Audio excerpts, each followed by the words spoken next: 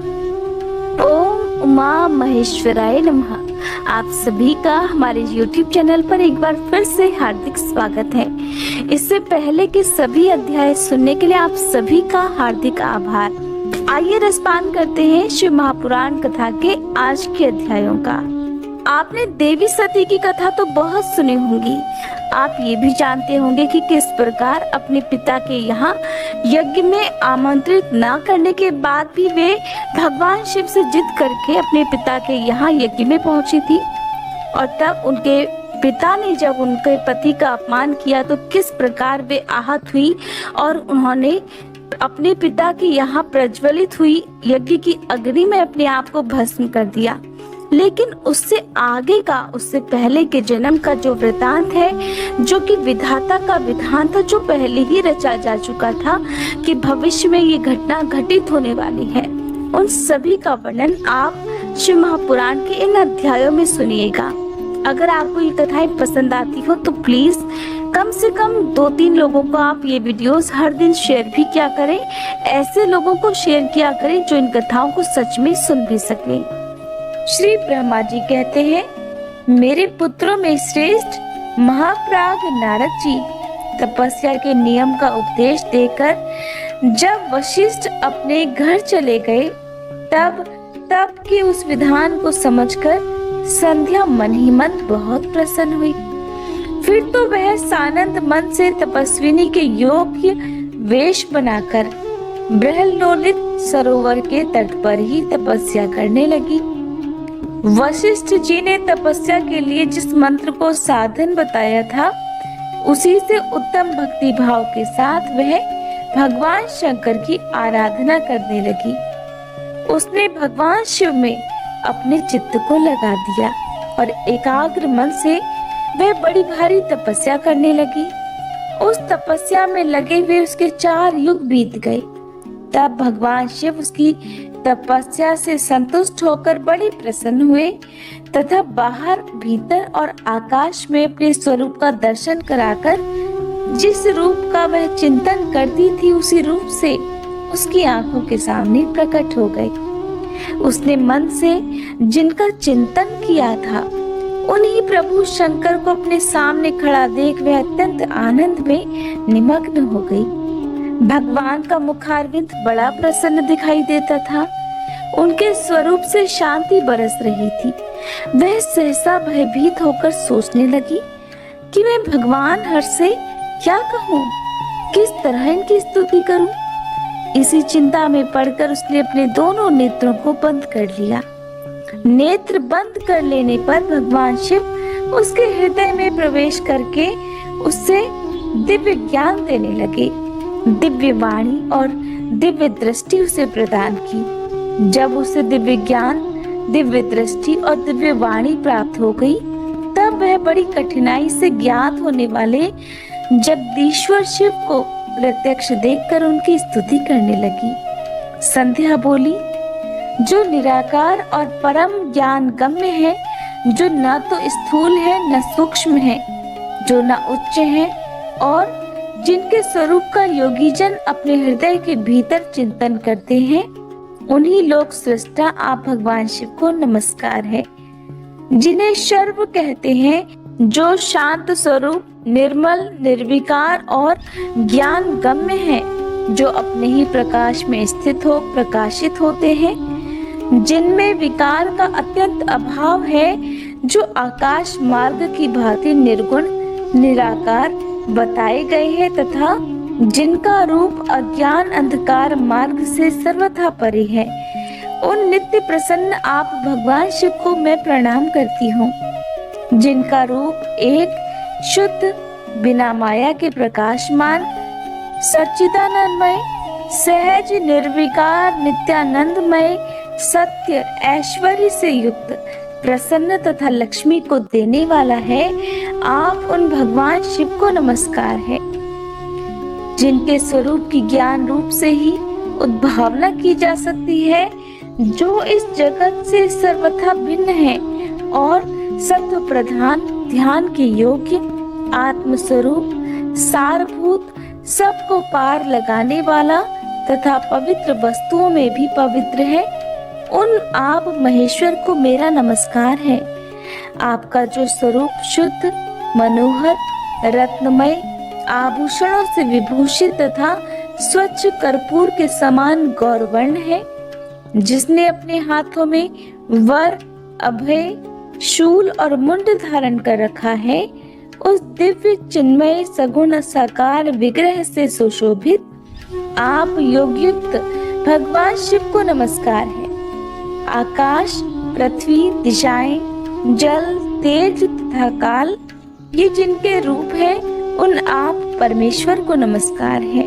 प्रकृति और पुरुष जिनके शरीर रूप से प्रकट हुए हैं, अर्थात वे दोनों जिनके शरीर हैं, इसलिए जिनका यथार्थ रूप अव्यक्त अर्थात बुद्धि आदि से परे है, उन भगवान शंकर को बारंबार नमस्कार है।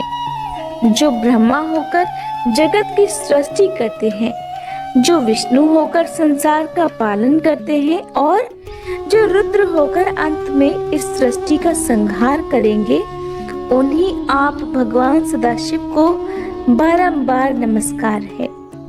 जो कारण के भी कारण है, दिव्य अमृत रूप ज्ञान तथा अणिमा आदि ऐश्वर्य प्रदान करने वाले हैं, समस्त लोकांतरों का वैभव देने वाले हैं, स्वयं प्रकाश रूप हैं तथा प्रकृति से भी परे हैं, उन परमेश्वर शिव को नमस्कार है, नमस्कार है।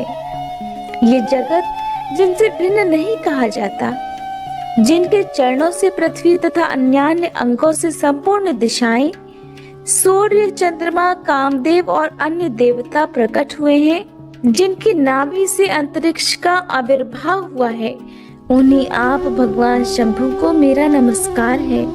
हे प्रभु, आप ही सबसे उत्कृष्ट परमात्मा हैं, आप ही नाना प्रकार की विद्याएं हैं, आप ही संहार करता है, आप ही सद्ब्रह्म तथा परब्रह्म हैं।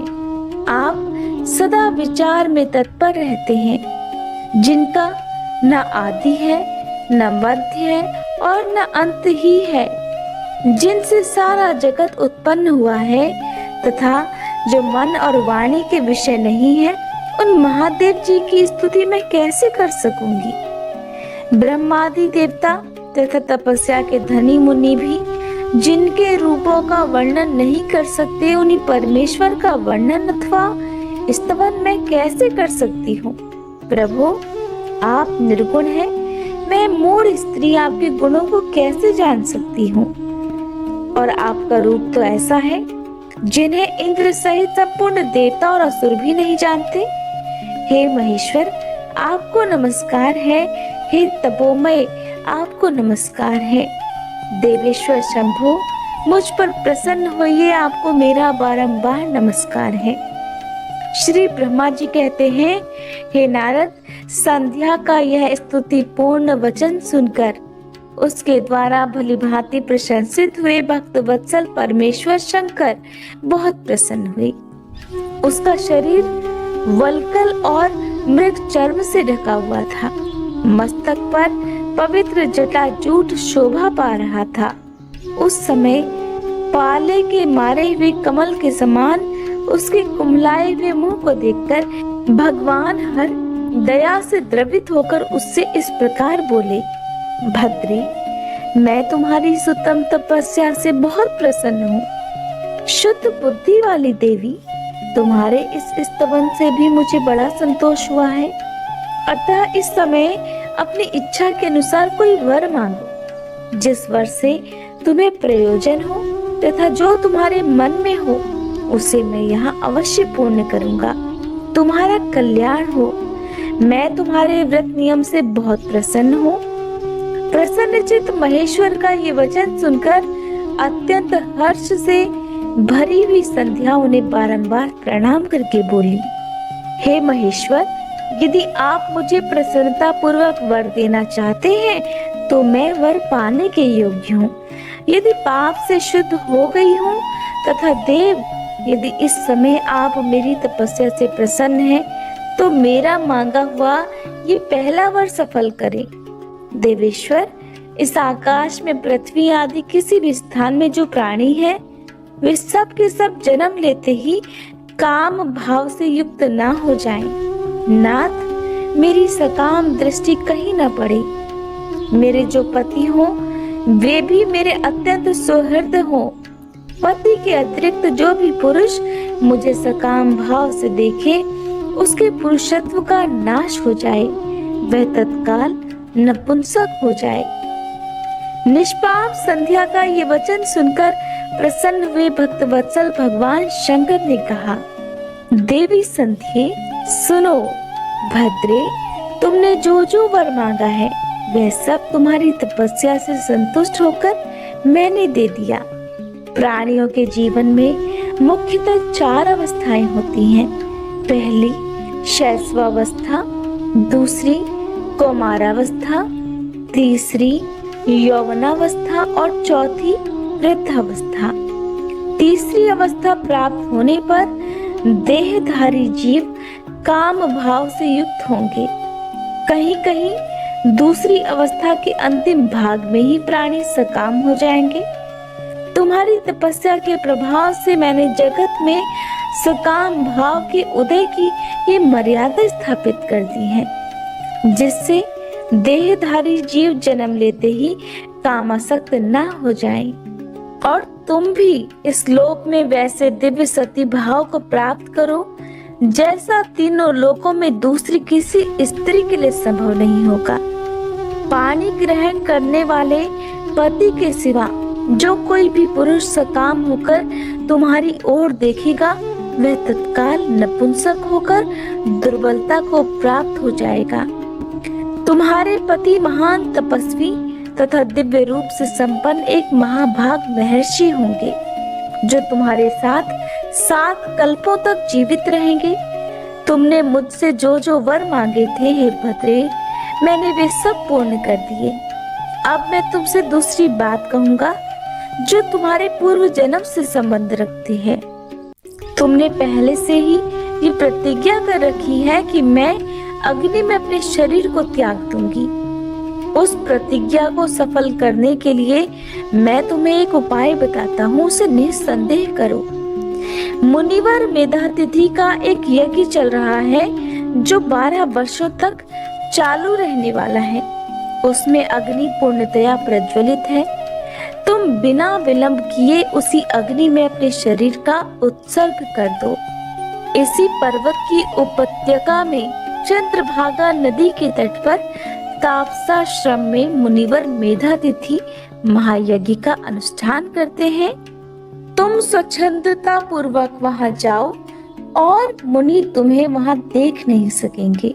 मेरी कृपा से तुम मुनि की अग्नि से प्रकट हुई पुत्री होगी। तुम्हारे मन में जिस किसी स्वामी को प्राप्त करने की इच्छा हो, उसे हृदय में धारण कर उसी का चिंतन करते हुए तुम अपने शरीर को उस यज्ञ की अग्नि में होम कर दो। हे संध्ये, जब तुम इस पर्वत पर 4 युगों तक के लिए कठोर तपस्या कर रही थी, उन्हीं दिनों उस चतुर्युगी का सतयुग बीत जाने पर त्रेता के प्रथम भाग में प्रजापति दक्ष के बहुत सी कन्याएं हुई। उन्होंने अपनी उन सुशीला कन्याओं का यथा योग्य वरों के साथ विवाह कर दिया। उनमें से 27 कन्याओं का विवाह उन्होंने चंद्रमा के साथ किया। चंद्रमा अन्य सब पत्नियों को छोड़कर केवल रोहिणी से प्रेम करने लगी। इसके कारण क्रोध से भरे हुए दक्ष ने जब चंद्रमा को श्राप दिया, तब समस्त देवता तुम्हारे पास आए। परंतु संधे, तुम्हारा मन तो मुझ में लगा हुआ था, अतः तुमने ब्रह्मा जी के साथ आए हुए उन देवताओं पर दृष्टिपात ही नहीं किया। तब ब्रह्मा जी ने आकाश की ओर देखकर और चंद्रमा पुनः अपने स्वरूप को प्राप्त करे, ये उद्देश्य मन में रखकर उन्हें शाप से छुड़ाने के लिए एक नदी की सृष्टि की, जो चंद्र या चंद्रभागा नदी के नाम से विख्यात हुई। चंद्रभागा के प्रादुर्भाव काल में ही महर्षि मेधातिथि यहाँ उपस्थित हुए थे। तपस्या के द्वारा उनकी समानता करने वाला न तो कोई हुआ है और न है तथा न होगा ही। उन महर्षि ने महान विधि विधान के साथ दीर्घ काल तक चलने वाले ज्योतिष्टोम नामक यज्ञ का आरंभ किया है। उसमें अग्निदेव पूर्ण रूप से प्रज्वलित हो रहे हैं। उसी अग्नि में तुम अपने शरीर को डाल दो और परम पवित्र हो जाओ। ऐसा करने से इस समय तुम्हारी वह प्रतिज्ञा भी पूर्ण हो जाएगी। इस प्रकार संध्या को उसके हित का उपदेश देकर देवेश्वर भगवान शिव वहीं अंतर ध्यान हो गए। श्री ब्रह्मा जी कहते हैं, हे नारद, जब वर देकर भगवान शंकर अंतर ध्यान हो गए तब संध्या भी उसी स्थान पर गई जहाँ मुनि मेधातिथि यज्ञ कर रहे थे। भगवान शंकर की कृपा से उसे किसी ने वहां नहीं देखा। उसने उस तेजस्वी ब्रह्मचारी का स्मरण किया जिसने उसके लिए तपस्या की विधि का उपदेश दिया था। हे महामुने, पूर्व काल में महर्षि वशिष्ठ ने मुझ परमेष्ठी की आज्ञा से एक तेजस्वी ब्रह्मचारी का वेश धारण करके उसे तपस्या करने के लिए उपयोगी नियमों का उपदेश दिया था। संध्या अपने को तपस्या का उपदेश देने वाले उन्हीं ब्रह्मचारी ब्राह्मण वशिष्ठ को पति रूप से मन में रखकर उस महायज्ञ में प्रज्वलित अग्नि के समीप गई। उस समय भगवान शंकर की कृपा से मुनियों ने उसे वहां नहीं देखा। ब्रह्मा जी की वह पुत्री बड़े हर्ष के साथ उस अग्नि में प्रविष्ट हो गई। उसका पुरोडाशमय शरीर तत्काल दग्ध हो गया और देखते ही देखते उस पुरोडाश की अलक्षित गंध सब ओर फैल गई। अग्नि ने भगवान शंकर की आज्ञा से उसके स्वर्ण जैसे शरीर को जलाकर शुद्ध करके पुनः सूर्य मंडल में पहुंचा दिया। तब सूर्य ने पितरों और देवताओं की तृप्ति के लिए उसे दो भागों में विभक्त करके अपने रथ में स्थापित कर दिया।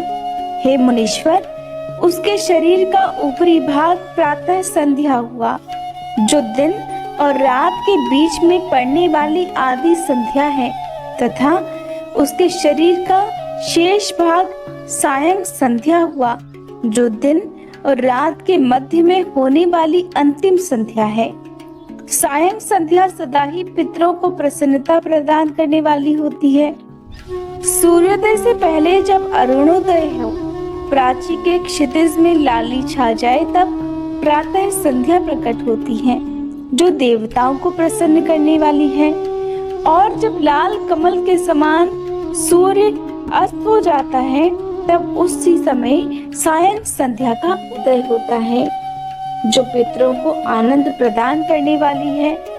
परम दयालु भगवान शिव ने उसके मन सहित प्राणों को दिव्य शरीर से युक्त देहधारी बना दिया।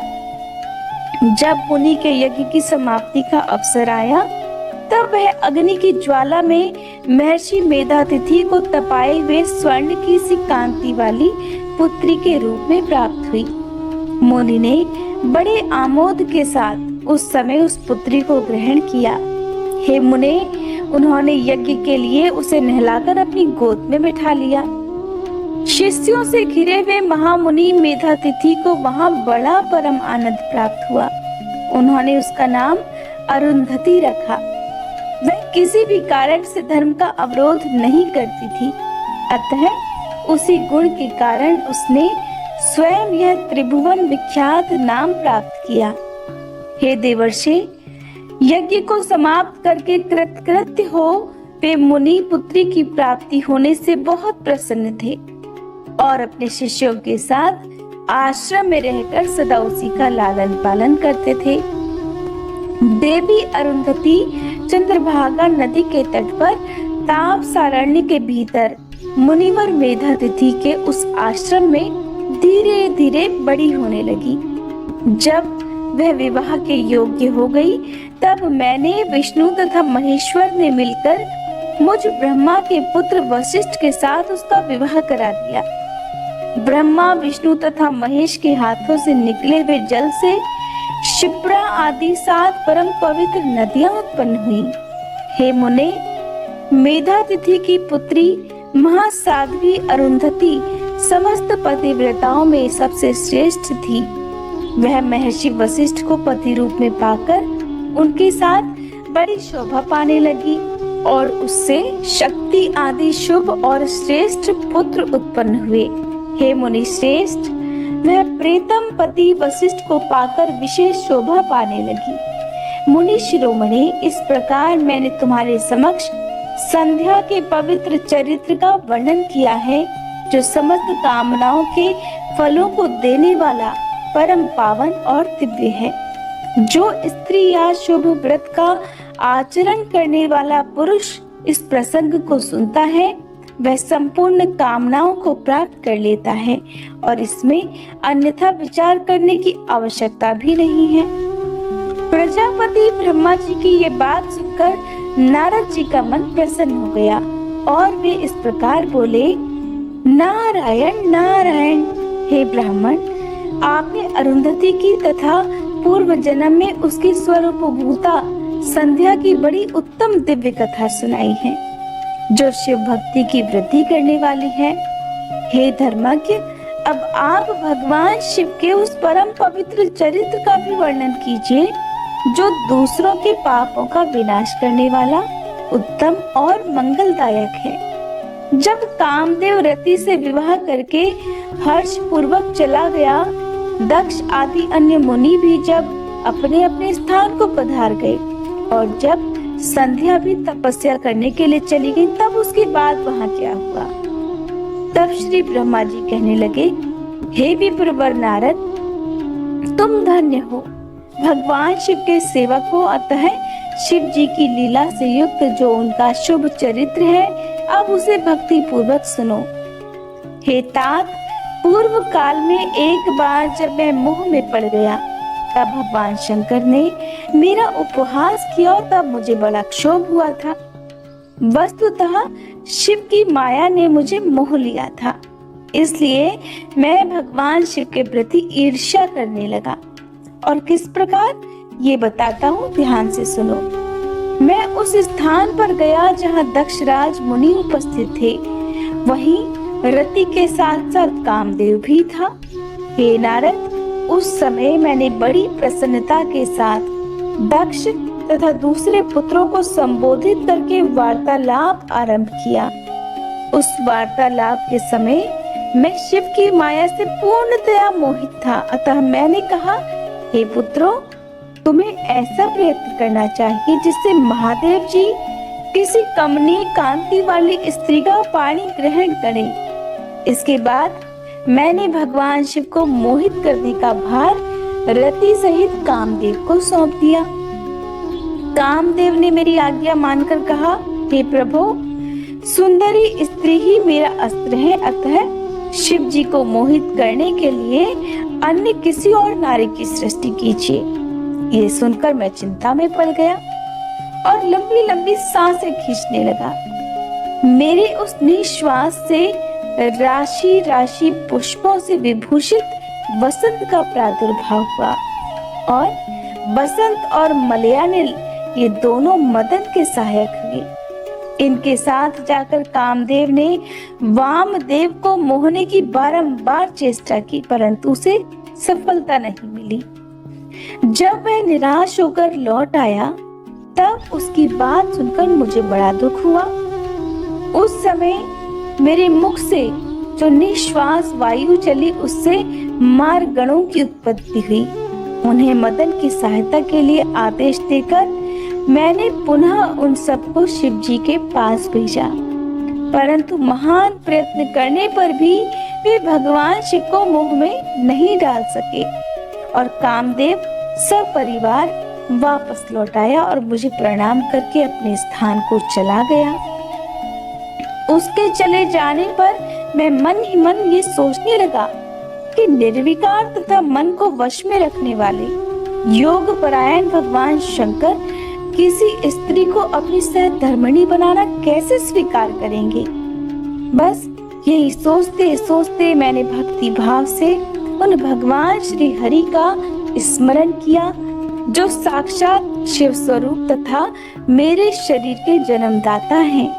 मैंने दीन वचनों से युक्त शुभ स्तोत्रों द्वारा उनकी स्तुति की उस स्तुति को सुनकर भगवान शीघ्र ही मेरे सामने प्रकट हो गए। उनके 4 हाथ शोभा पा रहे थे, नेत्र प्रफुल्ल कमल के समान सुंदर थे। उन्होंने हाथों में शंख, चक्र, गदा और पद्म धारण कर रखे थे।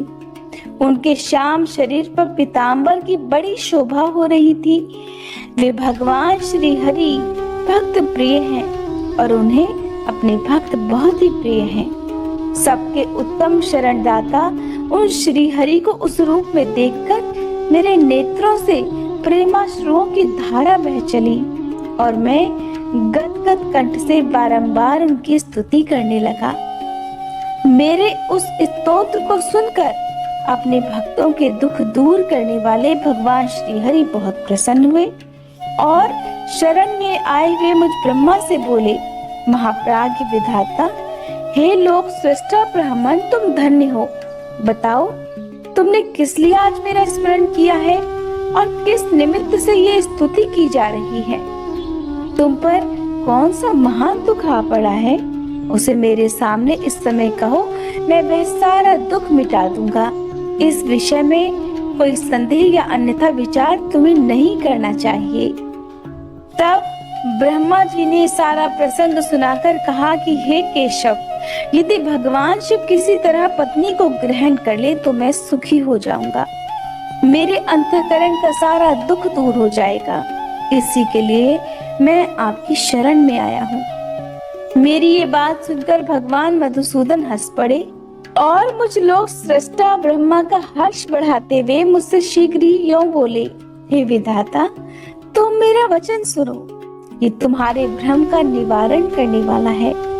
मेरा वचन ही वेद शास्त्र आदि का वास्तविक सिद्धांत है। शिव ही सबके कर्ता भर्ता और हर्ता है।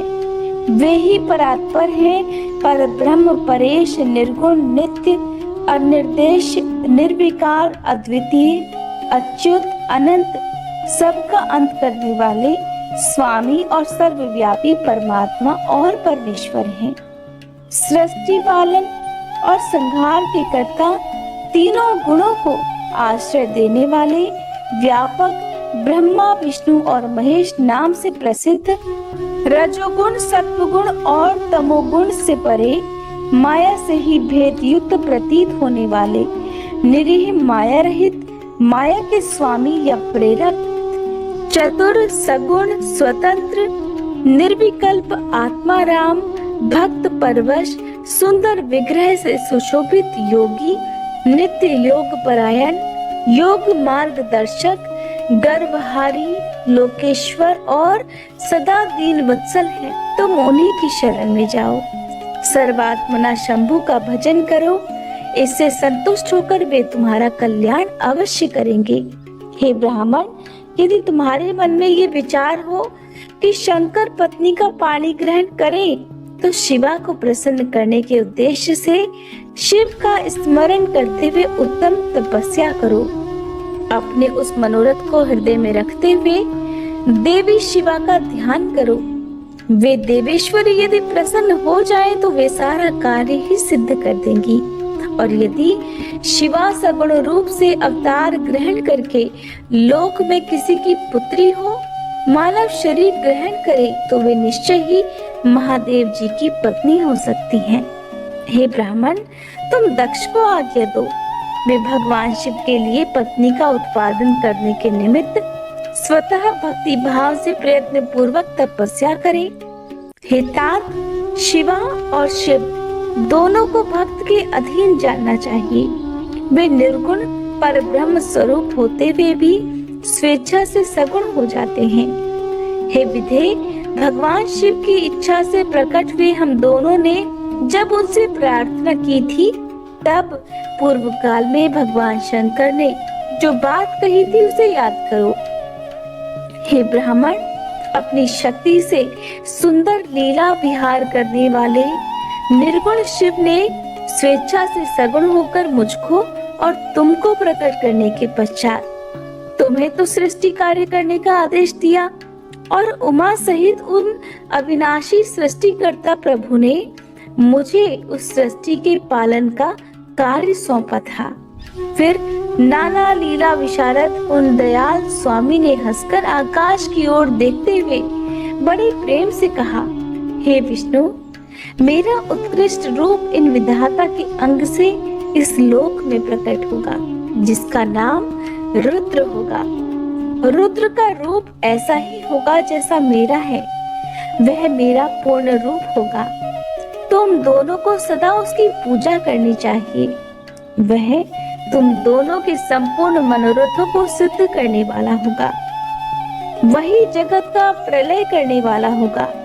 वही समस्त गुणों का दृष्टा, निर्विशेष और उत्तम योग का पालक होगा। यद्यपि तीनों देवता मेरे ही रूप हैं, फिर भी विशेषतः रुद्र मेरा पूर्ण रूप होगा। पुत्रों, देवी उमा के भी 3 रूप होंगे। एक रूप का नाम लक्ष्मी होगा, जो इन श्री हरि की पत्नी होंगी। दूसरा रूप ब्रह्म पत्नी सरस्वती है। तीसरा रूप सती के नाम से प्रसिद्ध होगा। सती उमा का पूर्ण रूप होंगी और वे ही भावी रुद्र की पत्नी होंगी। ऐसा कहकर भगवान महेश्वर हम पर कृपा करने के पश्चात वहां से अंतर्ध्यान हो गए और फिर हम दोनों सुख पूर्वक अपने अपने कार्य में लग गए। हे ब्राह्मण, समय पाकर मैं और तुम दोनों सपत्नीक हो गए और साक्षात भगवान शंकर रुद्र नाम से अवतीर्ण हुए। वे इस समय कैलाश पर्वत पर निवास करते हैं। हे प्रदेश्वर, अब शिवा भी सती नाम से अवतीर्ण होने वाली हैं। अतः तुम्हें उनके उत्पादन के लिए एक ही प्रयास करना चाहिए। ऐसा कहकर मुझ पर बड़ी भारी दया करके भगवान विष्णु अंतर्ध्यान हो गए और मुझे उनकी बातें सुनकर परम आनंद प्राप्त हुआ। जय भोलेनाथ। इस